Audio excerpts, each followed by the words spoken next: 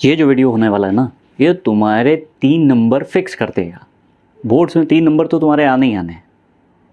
इतना गारंटीड, इतना सर हमको तो पता ही नहीं था।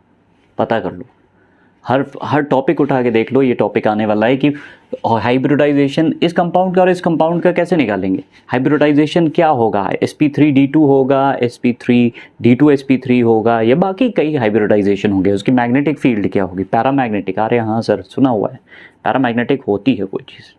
हाँ, पैरामैग्नेटिक, डायमैग्नेटिक, सारी चीज़ें बता दोगे। ये इतना इंटरेस्टिंग टॉपिक होता है, और सिर्फ बेस्ड किस पे, स्पेक्ट्रोकेमिकल सीरीज पे। वीडियो को पॉज करो फौरन और नोटिफिकेशन बेल को प्रेस करो और उसमें ऑल ज़रूर दबाओ, तभी आने वाले वीडियो से हेल्प मिल पाएगी, वरना कुछ नहीं। स्ट्रॉन्ग फील्ड और वीक फील्ड लिगेंड, तो strong field weak field ligand अगर नहीं जानते हो तो ऊपर आई बटन तक लगा दिया है, उस पर जाके चेक कर लेना। ऑक्सीडेशन स्टेट का भी वीडियो डाल दिया है, चेक कर लेना। अब आते हैं, स्टार्ट करते हैं कि हम कैसे निकालें। देखो, सबसे पहली चीज़ जो होती है वो ये होती है कि तुम पहले तो नोटिफिकेशन बेल दबाओ। नोटिफिकेशन बेल को प्रेस करो, 100% तुम्हारे पास और वीडियोस आएंगे और बहुत हेल्पफुल हो जाएंगे।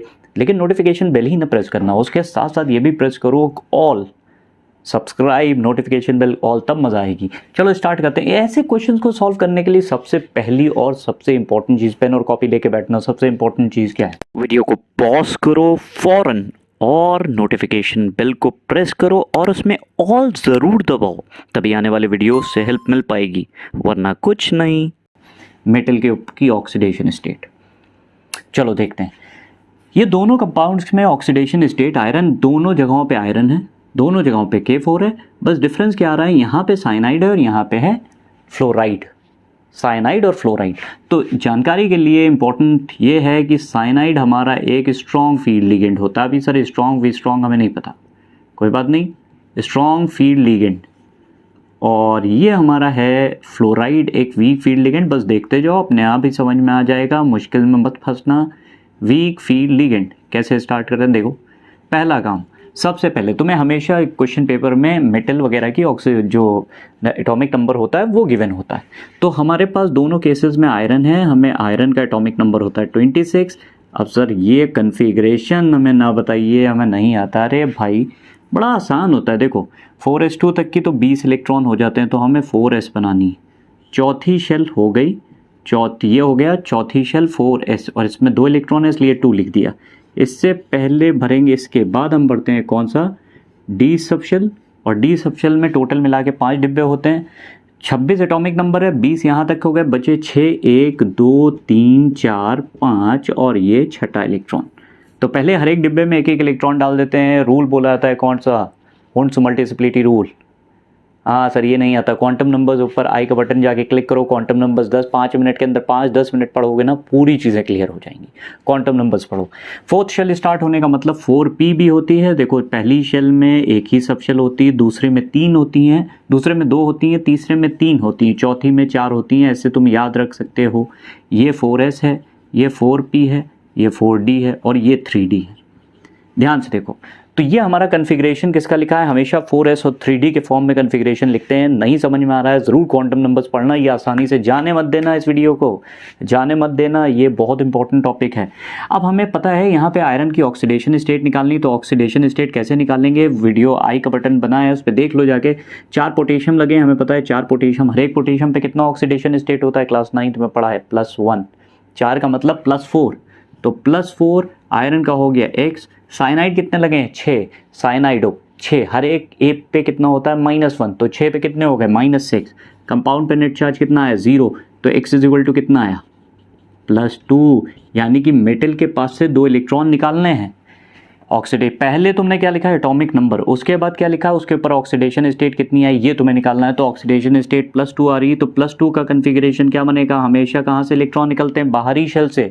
तो ये थर्ड शेल है और ये चौथी शेल है, तीसरी के बाद चौथी आई, इसलिए इलेक्ट्रॉन हमेशा आखिरी शेल से निकालो। ये 2 इलेक्ट्रॉन जब निकल जाएंगे तो सिर्फ डी में कितने इलेक्ट्रॉन बचेंगे, 1 2 3 4 5 and here comes 6th, this is 0। 4s 0 हो गया।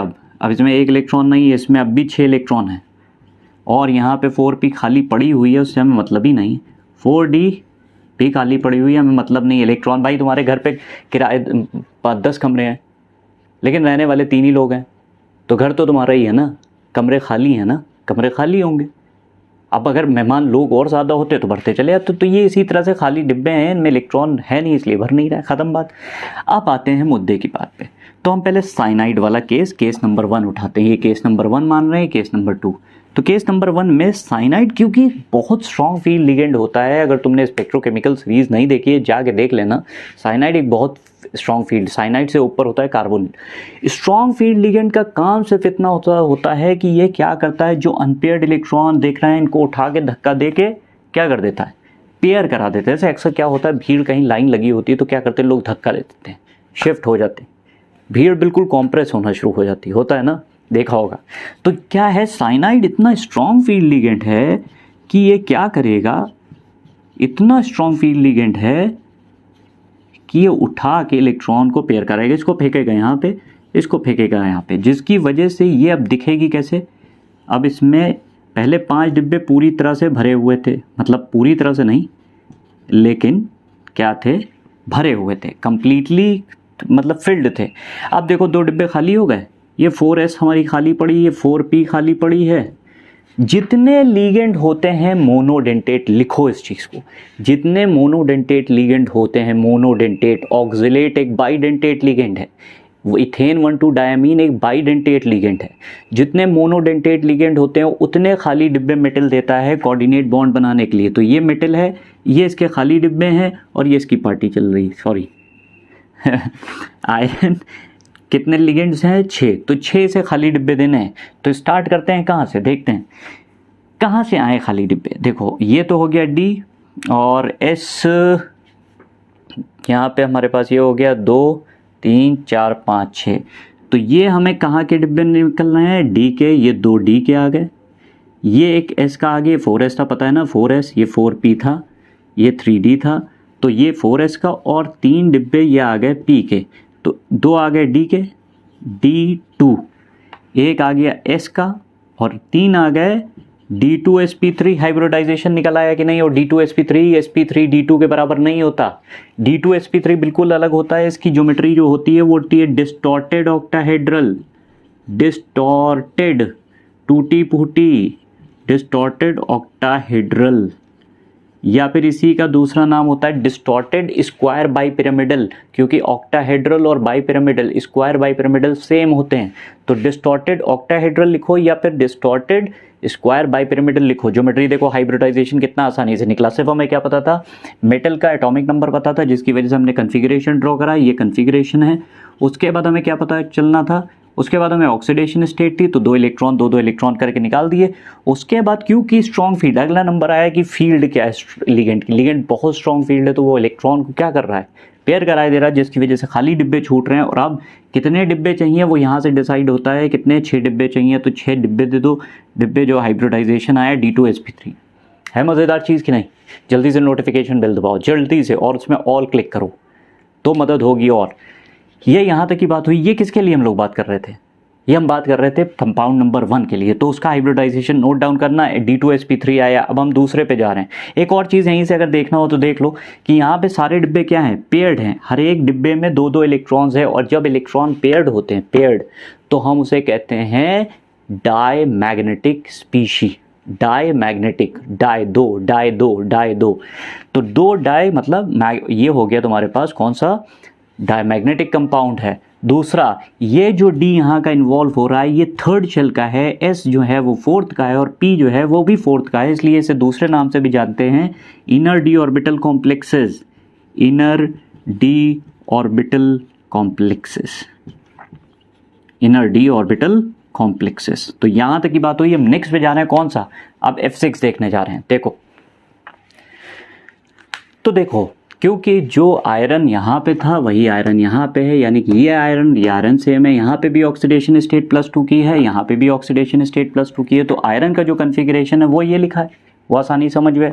+2 का कन्फिग्रेशन ये आ गया, +2 का मतलब 2 इलेक्ट्रॉन उड़ा दिए, ये उड़ गए इलेक्ट्रॉन, बचे ये अनपेयर्ड इलेक्ट्रॉन। अब आती है बात अगले, तो पहले एटॉमिक नंबर लिखते हैं, उसका कन्फिग्रेशन, फिर मेटल का ऑक्सीडेशन स्टेट का कन्फिग्रेशन, फिर बात आती है स्ट्रॉन्ग फील्ड या वीक फील्ड लिगेंड की। अब तुम्हें पता है फ्लोराइड एक वीक फील्ड लिगेंड है, वीक फील्ड लिगेंड है। वीक फील्ड लिगेंड कभी भी इलेक्ट्रॉन्स को पेयर नहीं करा सकता, इलेक्ट्रॉन्स को पेयर वो करा ही नहीं पाएगा। जब वो इलेक्ट्रॉन्स को पेयर नहीं करा पाएगा तो ये इलेक्ट्रॉन इधर धक्का खाएंगे नहीं, डिब्बा खाली होगा ही नहीं, जैसे उस वाले केस में हो रहा था। इस वाले केस में इसका हाइब्रिडाइजेशन D2sp3 आ रहा था, याद रखना। तो ये डिब्बा जब खाली ही नहीं होंगे तो हाइब्रिडाइजेशन के लिए हमें 6 लिगेंड हैं, देखो। तो आयरन को 6 डिब्बे खाली देने ही देने हैं। तो इस बार भाई मजबूरी है 4s 4p और 4d के डिब्बे लेने पड़ेंगे। एक s का लिया, p के 3 ले लिए, 4 हो गए, और ये 5वां और ये छठा sp3d2। डिफरेंस देख रहे हो, यहाँ पे D2sp3 आ रहा है, यहाँ पे sp3d2 आ रहा है। और sp3d2 की ज्योमेट्री क्या होती है? Octahedral, octahedral. फिर यहाँ वाले केस में तुम देख रहे थे ये जो D था ये थर्ड शेल का था और S और P फोर्थ शेल के थे, इनर D ऑर्बिटल। लेकिन यहाँ पे S P D तीनों एक ही शेल के हैं, इसलिए आउटर D ऑर्बिटल कॉम्प्लेक्सेस बोले जाते हैं, आउटर D ऑर्बिटल कॉम्प्लेक्सेस। और दूसरी चीज़, क्या इस कंपाउंड में हमारे पास अनपेयर्ड इलेक्ट्रॉन है? जी हाँ, अनपेयर्ड इलेक्ट्रॉन। और जब भी कंपाउंड में अनपेयर्ड इलेक्ट्रॉन होता है वो पैरामैग्नेटिक होता है। जल्दी से नोटिफिकेशन बेल को प्रेस करो और ऑल दबाओ। जब भी अनपेयर्ड इलेक्ट्रॉन्स होते हैं किसी भी कंपाउंड में वो पैरामैग्नेटिक होता है। तो हमारे पास ये आ गया sp3d2 जो इसका हाइब्रिडाइजेशन है, हाइब्रिडाइजेशन sp3d2 आया। निकेल टेट्राक्लोराइड का केस अगर तुम उठाओगे, NiCl4 का करके देखना है, NiCl4 2 माइनस का क्या आ रहा है, और NiCN4 साइनाइड टेट्रासाइनाइडो कंपाउंड का इसका क्या आ रहा है, और NiCO4 का क्या आ रहा है। बड़े ही इंपॉर्टेंट कंपाउंड्स हैं, करके ज़रूर देख लेना। लेकिन अगर ये पहला फिर से एक बार नोटिफिकेशन का बेल दबाओ, सब्सक्राइब का बटन दबाओ, ऑल क्लिक करो, और याद रखो पहला स्टेप क्या, मेटल का एटॉमिक नंबर, उसका कन्फिग्रेशन लिखो। कन्फिग्रेशन में अगर प्रॉब्लम आ रही तो क्वांटम नंबर्स ऊपर दिए हुए हैं, पढ़ो।